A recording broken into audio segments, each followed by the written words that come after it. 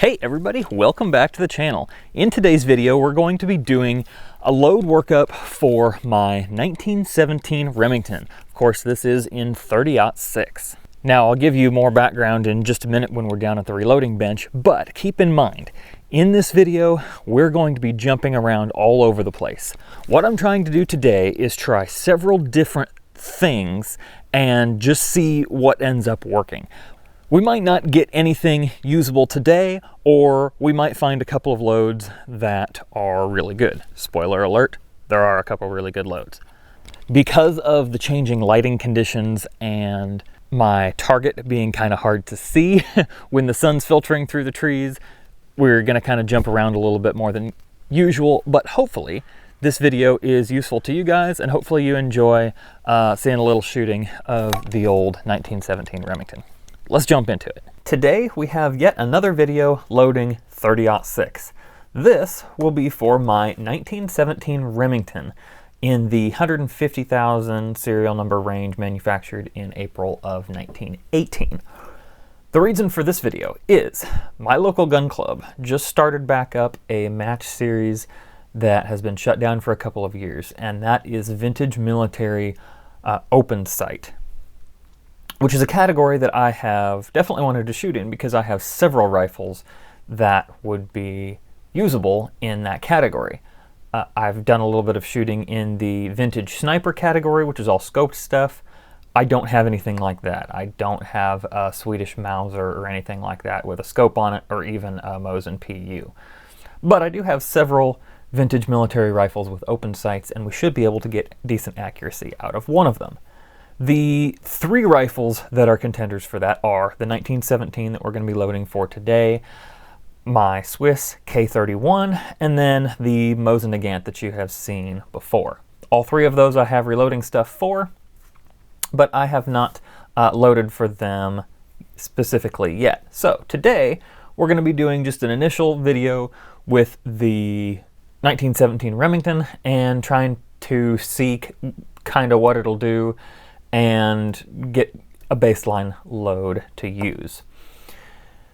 Powder for today is Shooter's World 4350. I've got this 8-pound jug of it. Tried to use it in 6.5 Creedmoor. It is too slow. I cannot use it in the Garand because the Garand doesn't work well with 4350 speed powders. I guess it has something to do with the pattern of the gas flow, beyond my level of knowledge there, but that's what I have read, so we'll stay away from this for the Garand. But they do have data for this exact bullet, the 168 grain boat tail hollow point from Hornady, and their powder in 30-06. So we're going to give that a try. We're going to stay way away from max charges. I believe the max, yeah, it's got this load right here on the bottle. The max charge for this would be 57 grains, and their quoted velocity is 2881 with a 168 grain bullet. This rifle is 105 years old, and I don't want to damage it, so we're not going anywhere near max charges, and we don't need velocities that fast. If I can get to 2650 to 2700, that's going to be perfect, and I'm not worried about going any higher than that. We'll just see where we can get some good groups. Today, all I'm doing is doing some quick pressure testing. I've had very little experience with this powder in the past, though I did try it in 308 once, and I had some pressure issues way earlier on in the load development than I thought I should, way below listed max pressures. So we're going way down for this. The lowest charge that I'm using is 52 grains, which is a full 5 grains under the max charge, 10%. Then we'll go up to 55.5 grains. I'm going to take one shot at half grain increments all the way up. If we see excessive velocity or excessive pressure at any point, we're just going to stop. I'll pull the bullets, we'll dump the powder, and stick way below that area. All we're looking for here is a good, decently accurate target load. Not looking for super long range performance, not looking for anything crazy as far as terminal performance, because again, this is a target bullet. We're just looking for something that groups halfway decent. With that said, I'm going to go ahead and get this stuff loaded up. You guys don't need to see me load 30-06. I have done it several other times on the channel. Everything's going to be about the same. I am using CCI 34 primers today. The brass is either once or twice fired Remington Peters brass. This is stuff that I believe I shot it through the Garand, and I've got it all prepped back up again.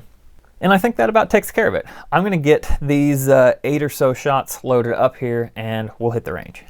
So this is my 1917 Remington. You can see that the stock has probably been sanded.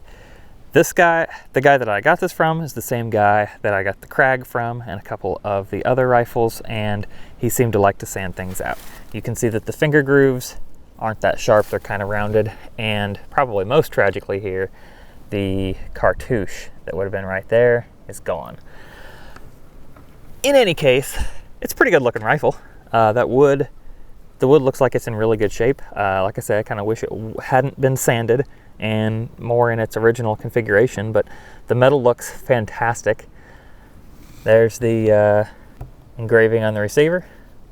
US model of 1917 Remington, serial number, like I said, in the 151,000 range. Target's down there at 50 yards. I do have the chronograph set up to capture velocities. All right, I can see the center of that target down there. I've got the sight flipped up. The battle sight here was about 6 inches high at 50 yards when I shot this the other day. Windage was good though. We'll see what the adjustable sight here does, the ladder. I've got it all the way down in this lowest position, and we're starting with 52 grains. The seating depth for this, I do have at the same setting as the Garand, and that's simply so I don't have to change the seating die. I think it's 2.23 inches. Oh, feeds perfectly. Not even a hiccup. Again, lowest charge, and this is 52 grains. Hopefully, we can get on paper here.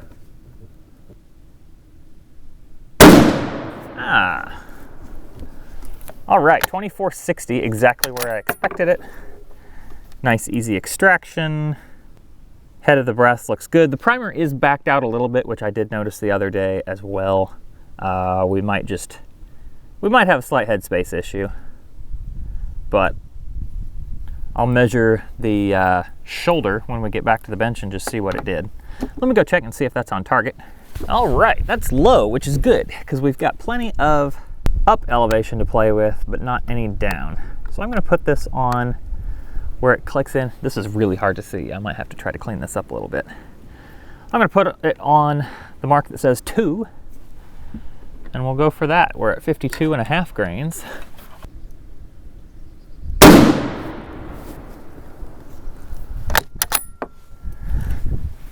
It's got good strong injection. All right, up in that area of the target where I'm not worried about shots going off the paper. So we'll keep shooting here at 53 grains.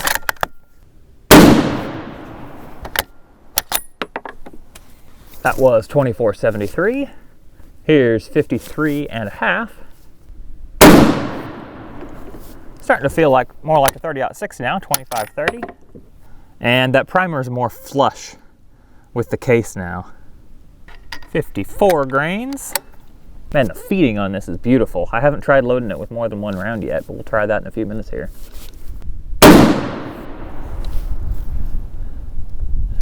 2570. 54.5 grains. 5560. All right, I'll shoot the last one, 55 grains.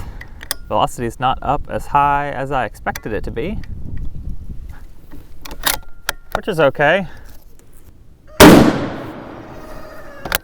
2600. And the brass looks great. I'm gonna go down there and take a look and see what the target did. Oh, we do have one more shot, 55.5. Almost missed it there.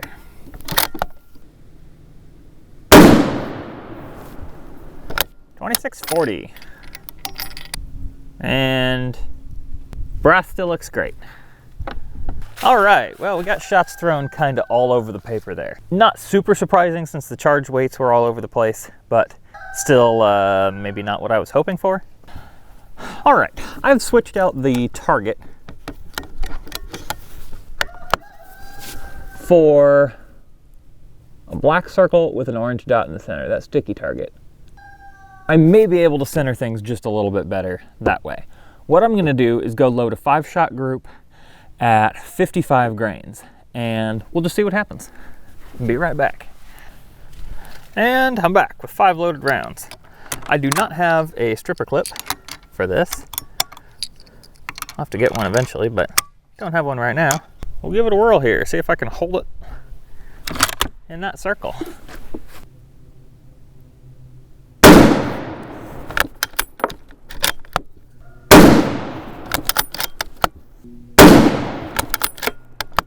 I'm working the action fast on purpose, and it's working beautifully.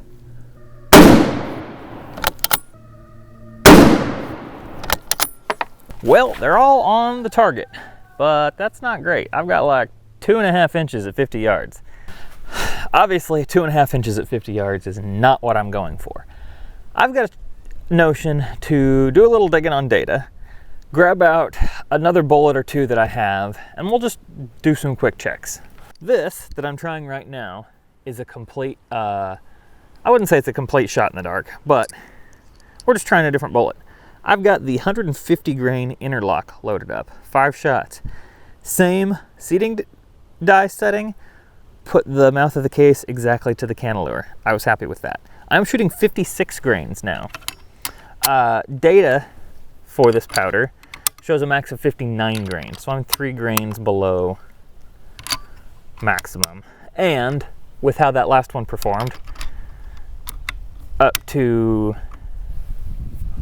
55.5 with an 18 grain heavier bullet, I'm not worried about it. I just want to check and see if this bullet might have some potential before I do more work with that 168. We'll give it a try. Can't hurt to try, right? I'm trying yet again a different target. As I've said before, I have a lot of trouble with my eyesight, especially on my range that has a bunch of shadows here. And I have a really hard time with iron sights seeing the target. So we'll just see what happens here. Using that green circle as my aiming point. Although I can see the red one fairly well too.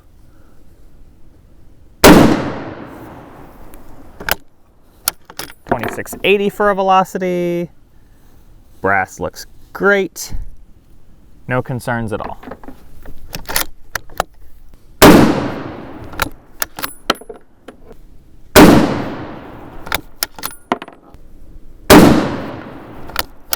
This trigger is pretty long and heavy, but on the second stage, it is a 2-stage trigger. There's the first stage. On the second stage, it's actually not very creepy, so it makes it pretty easy to get a good consistent trigger pull on it. I'm actually feeling really good. I don't know where the bullets are hitting right now, but I'm feeling really good about my positioning and trigger pull.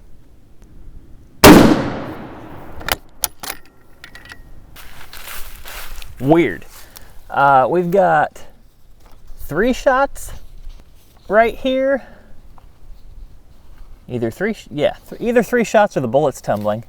I'm pretty sure it's 3 shots. And then I'm not sure where these other 2 are. Somewhere in there off the edge of the paper. Why it's shooting down here, I have no idea. That's a huge shift. Did shoot the staple out of that corner. Oh, that's probably the reason for the little bit of smudging in this direction. All right, let's try something different. All right, here's just another quick stab at trying to find a halfway decent load. I was doing some load research prior to starting to load at all today, and folks seem to swear by 46 grains of 48.95. No, I have not worked up to this load, but this is a known good Garand load, and this action can handle quite a bit higher pressure than the op rod of the Garand can. So not worried about that at all. We're just gonna go ahead and shoot it. Same seating depth, same everything, just shooting 46 grains of 48.95 instead of Shooter's World 4350. I have recently found another 2 pounds of this, which is nice. Barrel's good and cool. I was running, well, this was my last pound, but I've got 2 more pounds now. We'll see what this does. Little milder load there, 25-30 on the velocity. Brass looks great.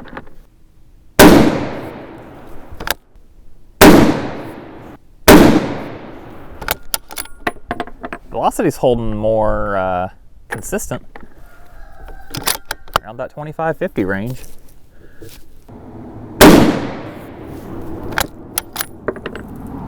Holy cow, what do you know? We are just over an inch at 50 yards on that group. I was starting to think my shooting today was just super horrible. Well, turns out not so much. This gun can shoot halfway decent. Just didn't like the Shooter's World 4350. That's okay. Like I said, I've got a couple pounds of this powder. This is not going to be a high volume gun. I think these open sight matches are around 50 rounds, so not super high volume there. And I'm good with that group. I might have to play with the sights a little bit, get the windage adjusted.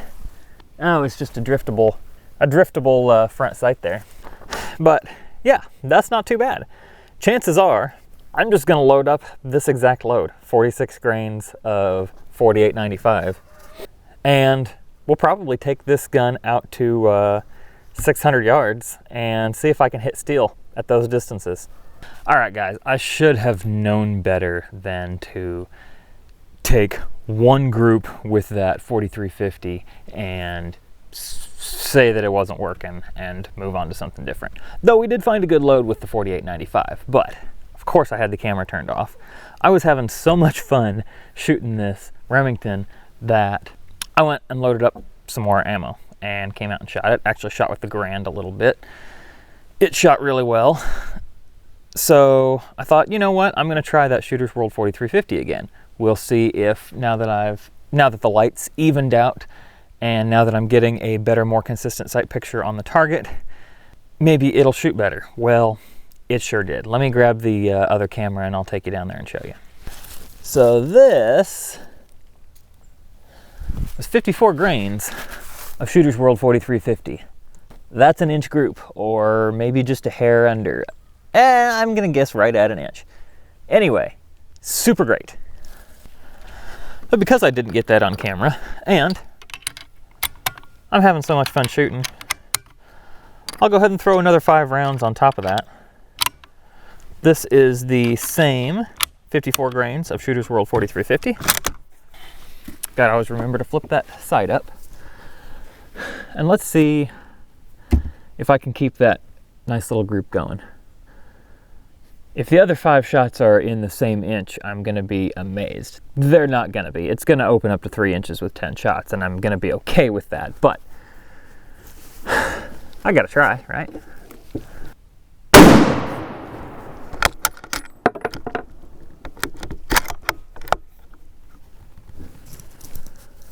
And this load is shooting right about 2,600 feet per second. That one was 2594.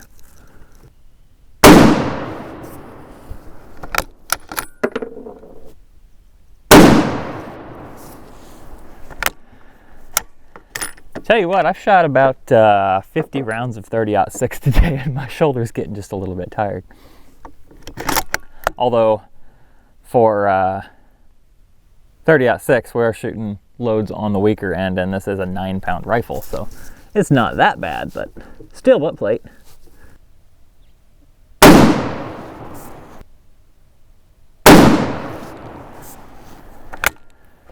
All right, let's see if I managed to hold it together. Those last couple shots were right around 25 to 80. Holy cow, folks. All right, that's 9 shots in an inch, unless that's 2, but I think that's just 1. That's 9 shots in an inch and 1 that's outside. So that is gonna wrap it up. Let's jump to the outro I filmed earlier. Anyway, thanks for watching. Hopefully this method of finding a load wasn't too painful to watch for you guys. I know it's a little unconventional, but this is typically how I'll find a starting point for a load on a rifle that I'm not familiar with. A lot of times when I don't have previous experience with a cartridge, every powder I use, I'll start low and work up. On this one, that wasn't particularly necessary because we're working with super low power loads anyway. And now I've got a load that I know shoots decently well in this rifle. So anyway, thanks again for watching. Y'all have a good one.